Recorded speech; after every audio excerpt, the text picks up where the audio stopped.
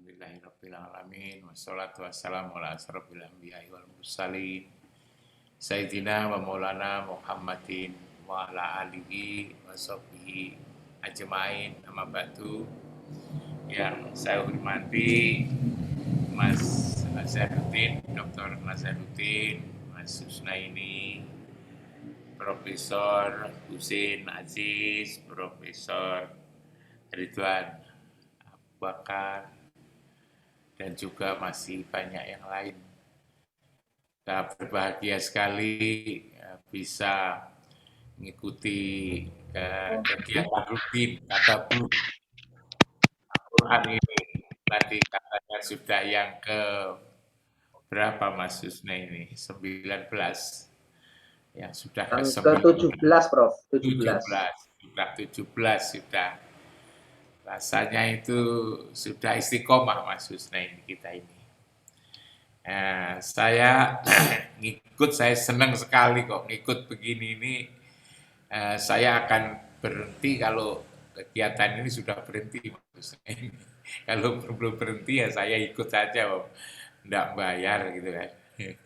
Yang penting duduk di depan komputer gitu kan, enak sekali gitu. Enggak ada SPP gitu kan.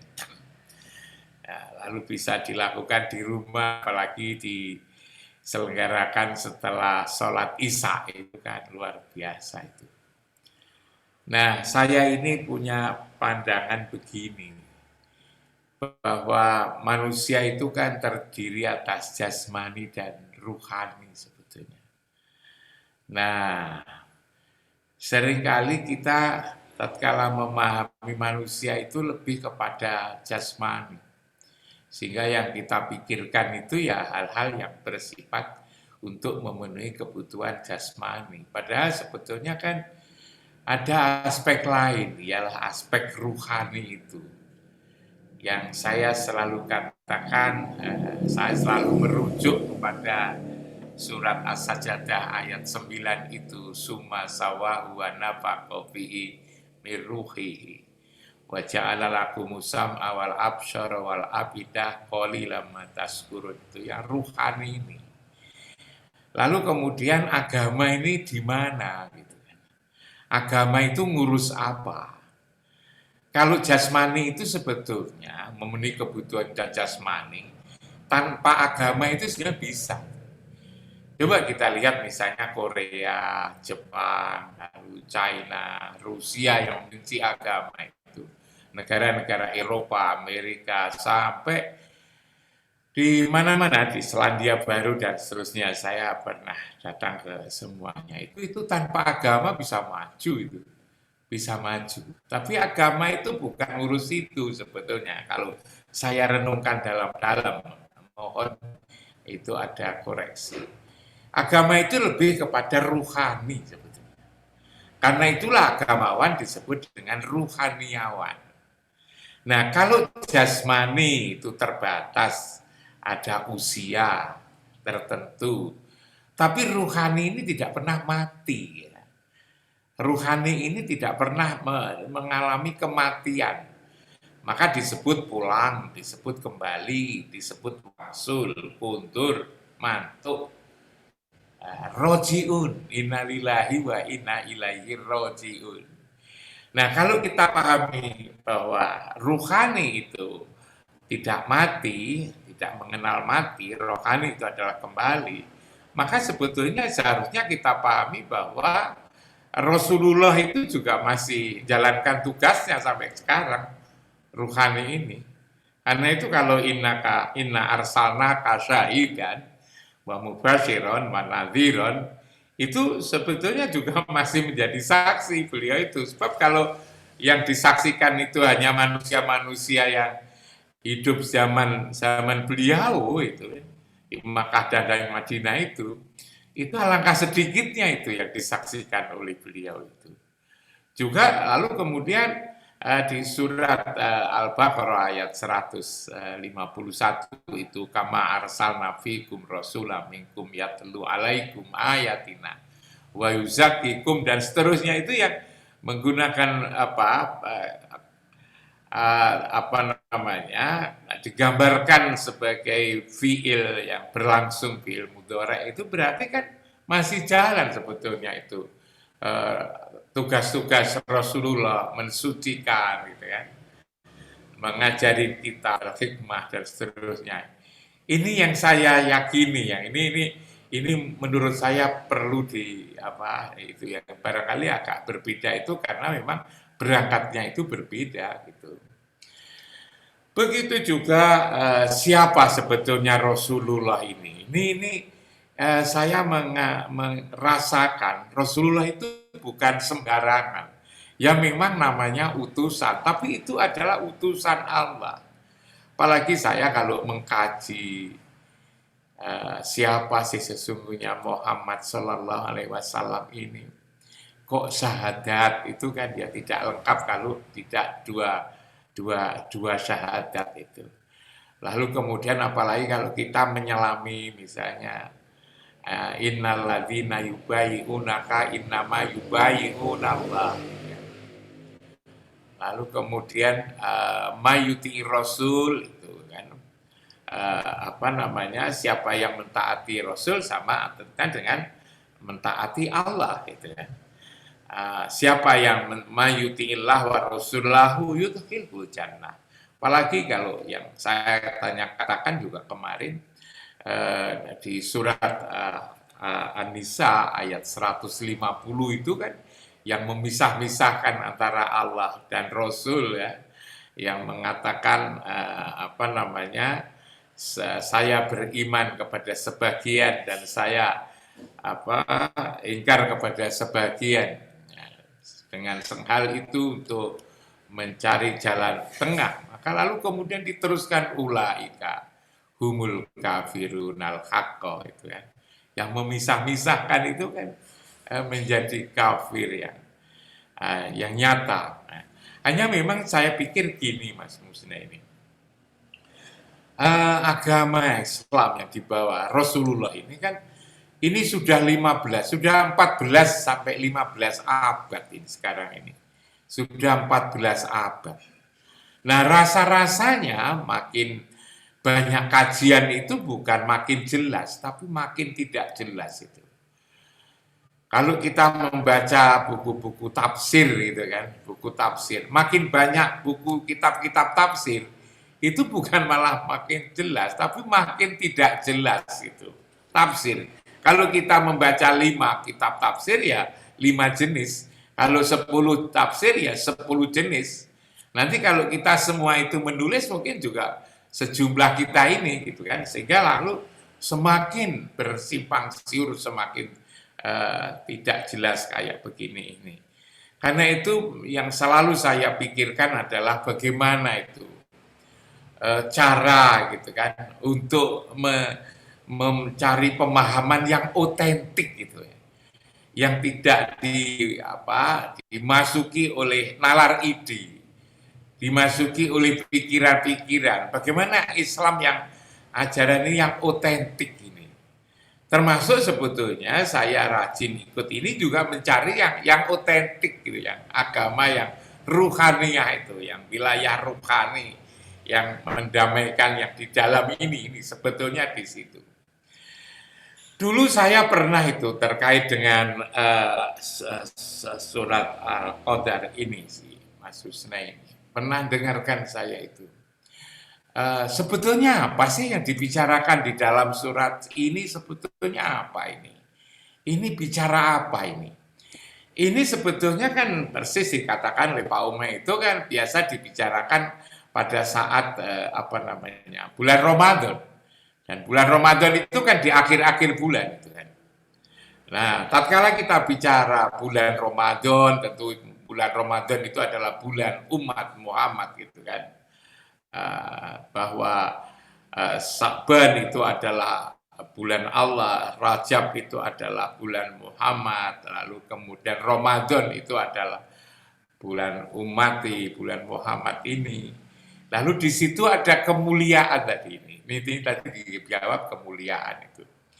Saya pernah dengar gini, mungkin bahwa malam Lailatul Qadar itu para malaikat dan juga para ruh.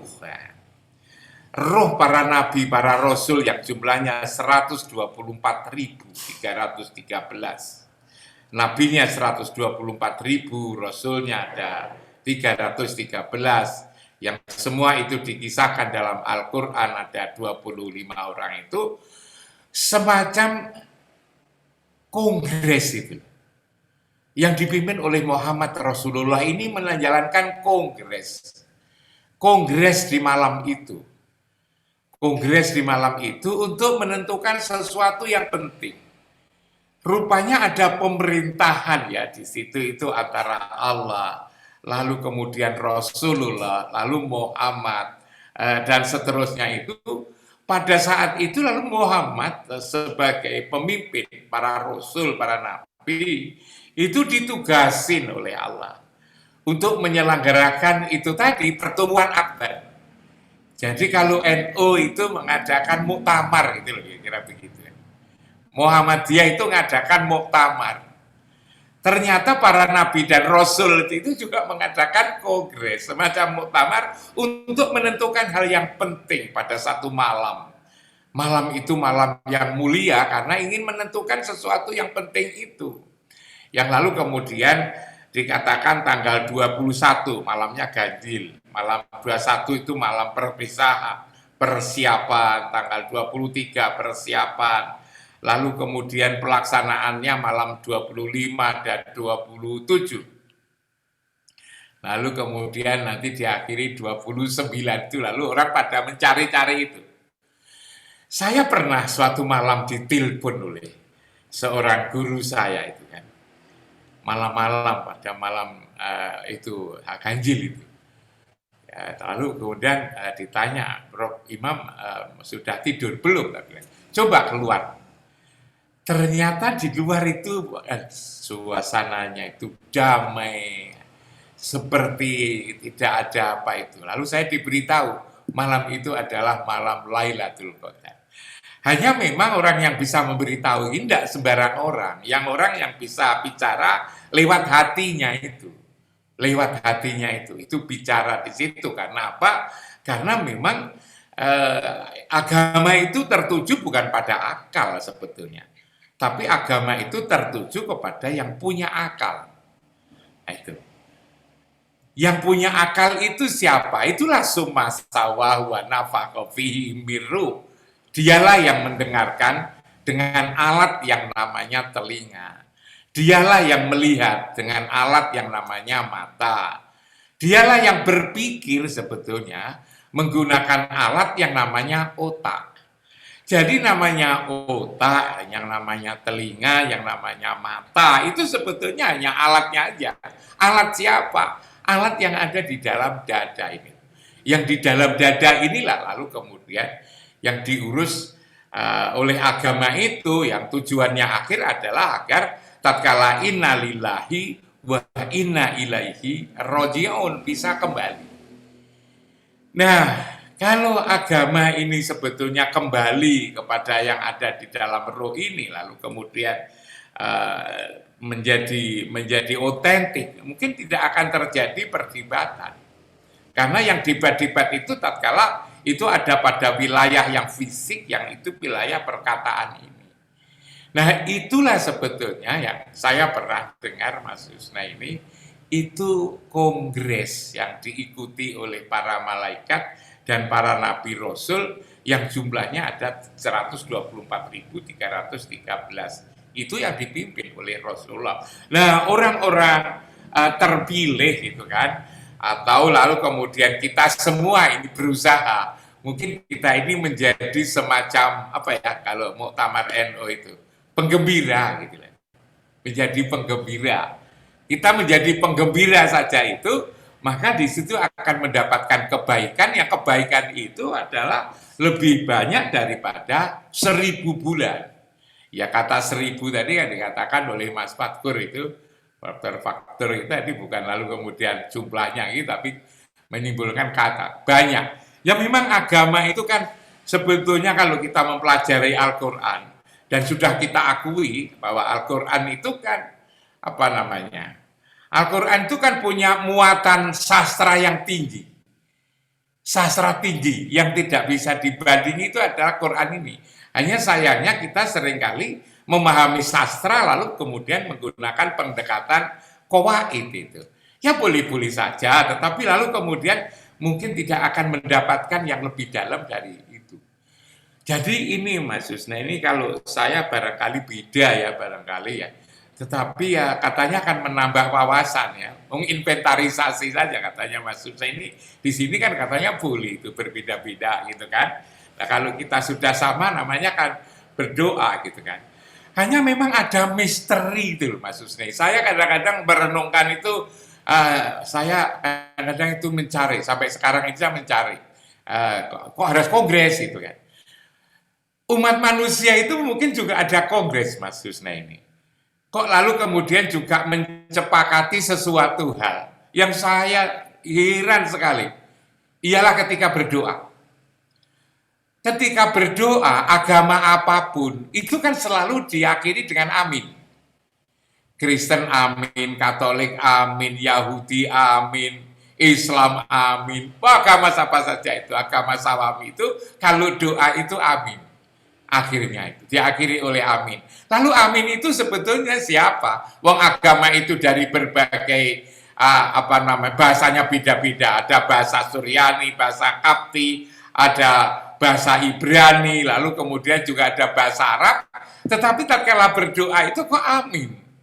Mestinya dengan bahasanya berbeda-beda, itu kan juga beda. Tapi kok sama di sini?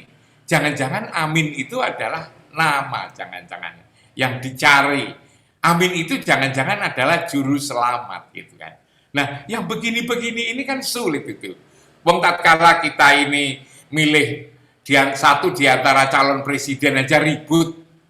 Ini kok bisa ya seluruh manusia sepanjang sejarah itu kalau berdoa kok diakhiri dengan amin, dengan lafadz yang yang berbeda-beda, tetapi intinya adalah amin.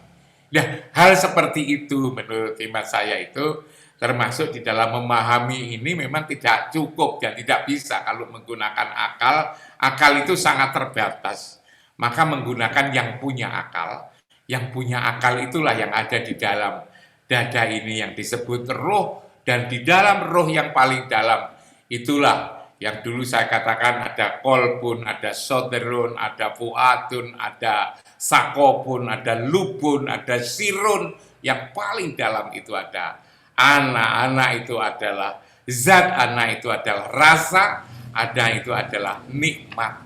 Ya, tatkala dari dalam itulah mungkin kita akan menemukan, dan kita bersama-sama malam hari ini tahan sampai malam ini sebetulnya kan sama-sama untuk mencari sebetulnya, dan diantara kita ya termasuk saya, doib banget saya ini saya berusaha untuk mencari-cari itu Pak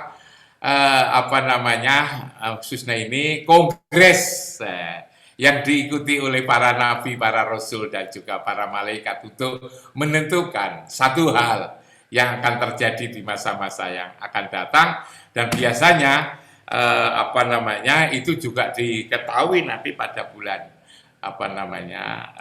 haji itu hasil-hasilnya oleh orang-orang yang terpilih tentu saja. Terima kasih, mohon maaf. Assalamualaikum warahmatullahi wabarakatuh. Waalaikumsalam.